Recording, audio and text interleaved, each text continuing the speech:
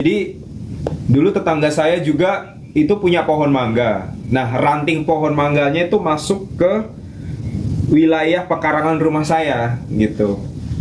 Nah, tapi untungnya di dahannya yang itu masuk itu ada buah mangga gitu. Ya udah saya ambil aja. Ya udah saya bilang.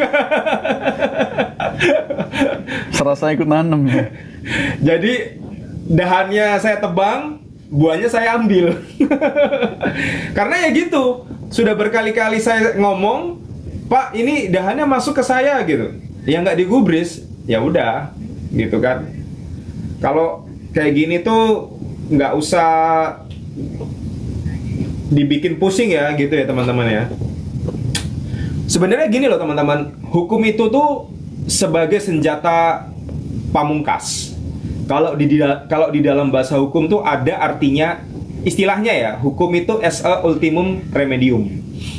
Artinya kalau cara-cara yang lain itu tidak bisa kita pakai, tidak bisa diselesaikan pakai cara yang lain, nah baru kita memakai hukum. Nah, sebelum hukum itu apa, Pak? Ada, misalnya kamu diskusi dulu, ya kan? Kamu musyawarah dulu, ya kan? Yang orang Indonesia paling sering nih, ya kan? Selesaikan dengan secara kekeluargaan, walaupun kalian bukan keluarga gitu kan, gitu. Nah, itu kalian pakai dulu cara-cara itu. Nanti kalau misalnya cara-cara itu sudah mentok, nah baru kalian ambil jalur hukum gitu. Jadi jangan-jangan apa-apa, wah kamu saya laporkan polisi hukum gitu. Ya kalau duitmu banyak nggak masalah bos, ya kan? Duitmu banyak sih nggak masalah gitu. Tapi kalau permasalahan-permasalahan ringan kayak gini, diskusi dulu coba. Nah, kalau misalnya dahannya itu sama empunya itu tidak ditebang juga, ya udah nanti kalau satu waktu buahnya itu berbuah, kalian comot aja, ngomong ini pajak Pak, dahannya masuk ke pekarangan saya gitu.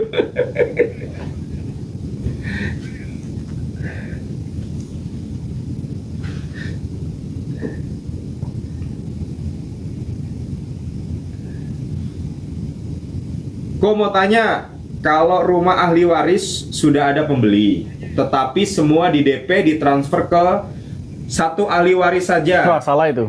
Harus ada kuasanya. Ahli waris itu harus yang menerima uang tuh harus punya kuasa. Kalau enggak, lapor polisi. Ya. Kalau nilainya besar. Penggelapan itu. Iya, penggelapan.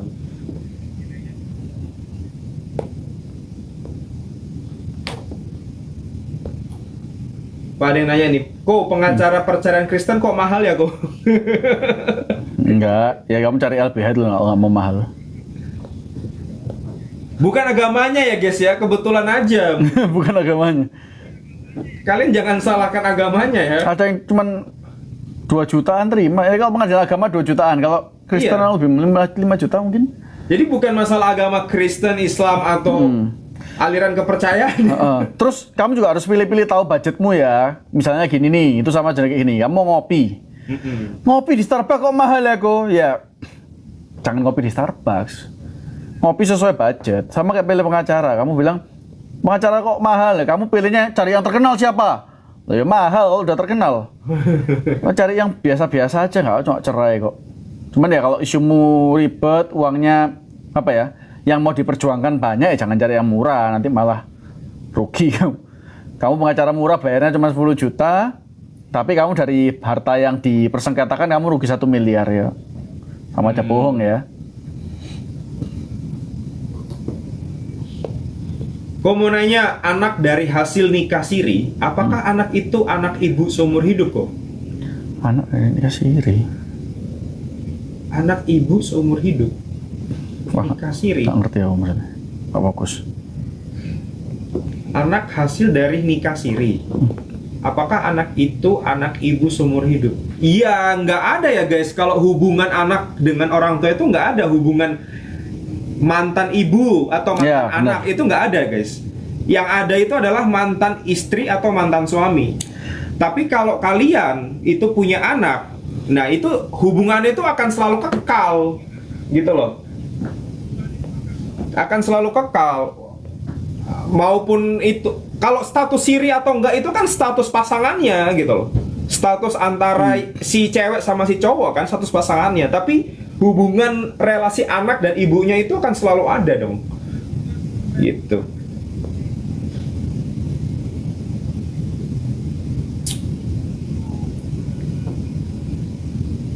Kok kalau punya mau jual rumah tapi tidak balik nama, bisa di rumah tidak rumah itu dijual ya, bisa aja ya. Bisa aja. Asal yang punya rumah menyetujui loh ya. Kalau kalian bukan yang punya rumah, kalian menjual itu, kalian penggelapan teman-teman.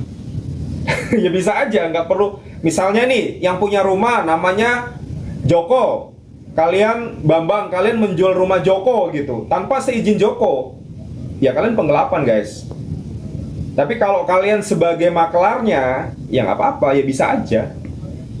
Nanti kalian dapatnya jatuhnya ya dapat fee ya, rata-rata 2,5% atau berapa itu.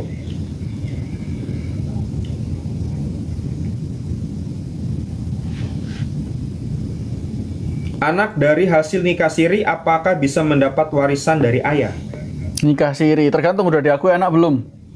Tapi berdasarkan putusan MK 2013 itu selama bisa dibuktikan tes DNA-nya itu sudah dianggap anak, jadi nggak perlu pengakuan. Nah, itu. Tapi DNA harus ada bukti. Hukum itu selalu bicara bukti guys. Kalau misalnya ada buktinya dalam bentuk apapun, itu lebih gampang. Kalau kalian cuma klaim-klaim, ini rumah punya saya, kantor punya saya, buktinya apa? Ya nggak ada, aku dulu gini cerita-cerita ngalor ngidul, nggak ada, hitam di atas putih, susah. Jadi kita juga sebagai lawyer harus bisa memfilter ceritanya klien itu nggak sepenuhnya bisa benar atau diakui di depan hukum. Betul. Dokumennya mana dokumennya? Nah, itu. Sekarang gini pertanyaannya, kalau misalnya anak siri itu bisa mendapat warisan dari ayah atau enggak, untuk membuktikannya kan kalian harus tes DNA itu ya. Sedangkan kalian tahu nggak berapa harga tes DNA di Indonesia ini? Ratusan juta guys. Oh ya? Kalau harta warisan itu nilainya miliaran, ya worth it ya, kalian perjuangkan. Tapi kalau less than that, ya kan, kurang dari itu, ya kalian harus menemukan cara untuk membuktikannya. Gitu.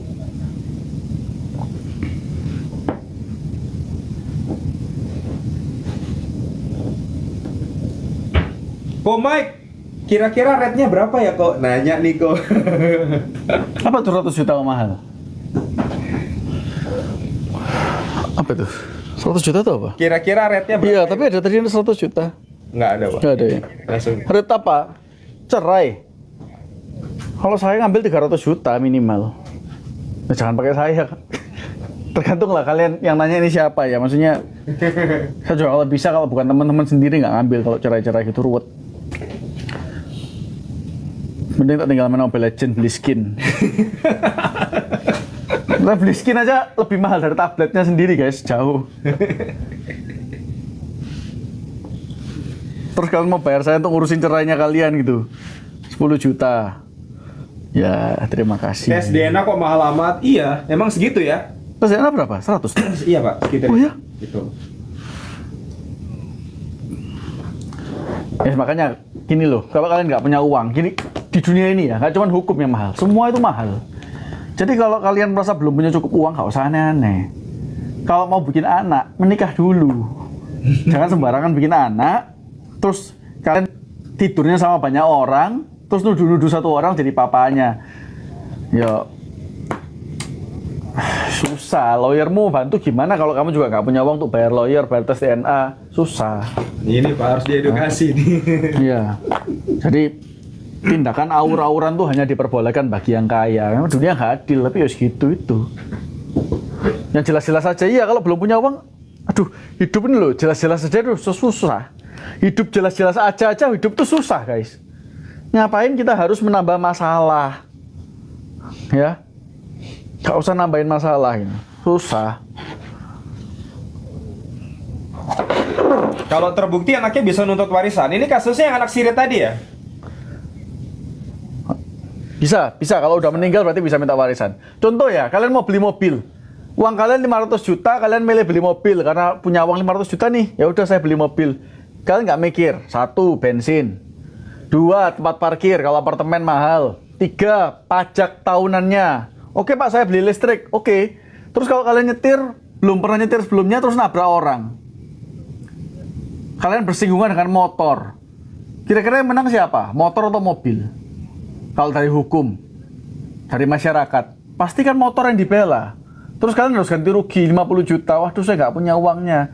Ya repot gitu. Jadi lifestyle itu disesuaikan. Jangan punya uang 500 beli mobil. Jangan.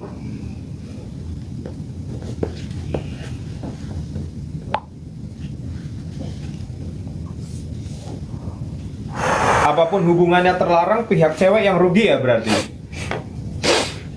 Apa? Hubungan terlarang? Apapun yang menjadi hubungannya, pihak cewek yang rugi ya berarti kok. Iya. Apapun hubungan terlarang gitu. Iya. Iya ya. Kalau nggak terlarang, cowok yang rugi. Jadi harus bertanggung jawab kan secara finansial atau semua. Kalau terlarang, cewek yang rugi. Jadi kalian bagi para cewek ya, perjuangkan hubungan yang tidak terlarang. Buat yang cowok, perjuangkan untuk mendapatkan hubungan-hubungan terlarang. Enggak ada. Nah ini memang selalu seperti itu. Di dunia korporat juga gitu. Penjual mau jual semurah mungkin, semahal mungkin. Pembeli mau beli semurah mungkin. Jadi di meja negosiasi, penjual kalau bisa harganya jangan turun jauh-jauh supaya masih ada profit margin. Sedangkan pembeli, kalau beli jangan mahal-mahal, tawar serendah mungkin supaya kalian juga bisa ada profit margin. Ya, itulah hukum negosiasi dunia, itulah kapitalisme. Kalau kamu mau nggak kayak gitu ya tinggal di negara sosialisme aja.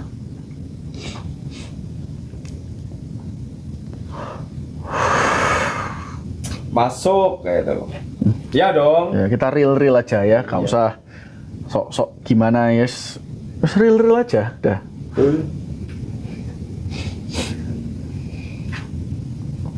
Saya juga nggak pura-pura ngomong, waduh saya mau bantu masyarakat, kalian kalau cerai di saya saja, nanti saya kasih gratis atau murah 5 jutaan. Nggak realistis, bukan nggak mau bantu, tapi nggak realistis. Karena ukuran kita ini nanggung guys. Kalau cuma 5 juta, kita terlalu murah, human resource-nya kita nggak kuat. Ya mending nggak ngambil kasusnya. Tapi kalau kita lebih besar dikit ya, atau lebih besar banyak, kita bisa bikin LBH sendiri, bisa kasih bantuan hukum gratis. Nah kita ini di tengah-tengah ya. Harganya mahal, tapi uangnya belum sebanyak itu sampai wah saya ini turah-turah punya banyak rumah, punya banyak Lamborghini, jadi bisa bantu orang. Belum segitu juga. Jadi cari kalau mau yang gratis-gratis, yang murah-murah, cari pengacara yang baru, LBH, atau yang sekalian lembaga LBH Mawar Sharon yang besar, atau LBH-nya Hotman Paris, ya itu boleh. Sama ya, tadi itu lah kayak budget. Kalau kalian mau ngopi mahal, Starbucks, ya kan Starbucks kayak gini nih. Kalau kalian nggak punya budget, ya cari aja teman kalian kerja di Starbucks, cari biji kopinya di mana. Kalian empil beli di sana, bikin sendiri. Ya, satu. Atau cari kopi yang murah itu jadi opsi, low budget. Kedua, kalian datang ke event-event ya, menyusup ke event-event besar yang menyediakan Starbucks gratis. Nah, di sana kalian minum sepuas-puasnya. Nah, jadi kita kalau mau ngamain itu kalau nggak punya budgetnya, ngambil di paling bawah atau ngambil di atas. Semua ada triknya. Satu lagi Pak, ada Pak. Apa? Kalau kalian belum mampu beli Starbucks, beli Starling. Nah, itu Starbucks keliling. Itu 5.000 dapat loh. 5.000, 10.000 ya kan? Starling. Starbucks tapi yang keliling guys.